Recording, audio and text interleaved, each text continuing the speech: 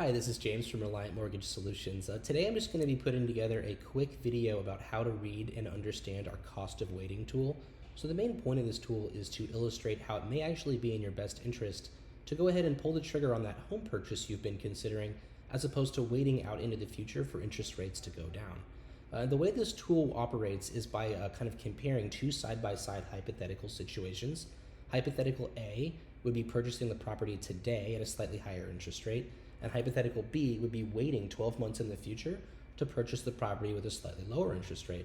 So the way that this is shown in numbers is on this left, or this right side graph rather, and as you can see, this $2,849 payment would be if you bought the house today at a 6% interest rate, and then conversely, this $2,681 payment would be if you waited 12 months and bought the house at a 5% interest rate.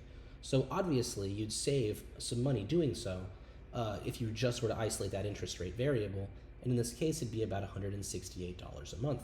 Well, if you multiply that number by 12, you get your cumulative 1 year savings of $2,016. Well, that sounds good, right? Saving $2,016, but what do you miss out on if you decide to go that route? Well, the primary thing you'd miss out on is the appreciation gain of your property. So back to hypothetical situation A, we're assuming that the property's value is $400,000.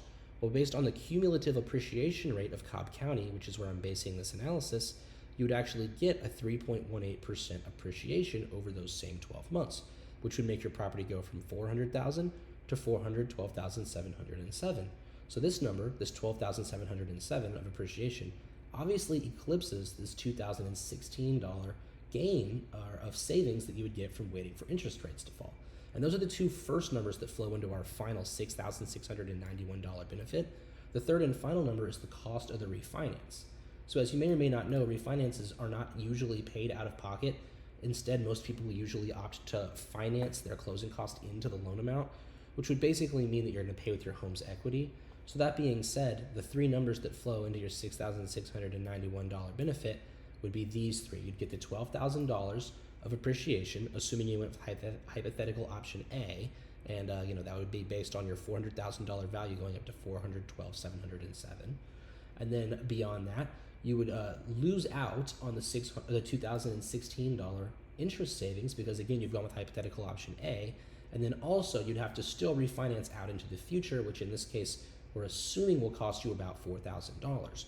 So ultimately you're going to gain a $12,000 appreciation, you're going to lose out on the $2,016 of interest savings, and you're going to ultimately have to pay for your refinance in the future, which will still leave you with a $6,691 benefit of buying now versus waiting for a year for interest rates to drop, say from a 6% to a 5%.